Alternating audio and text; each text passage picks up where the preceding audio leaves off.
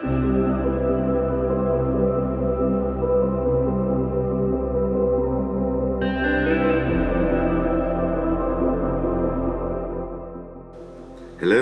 and greetings from Arendal.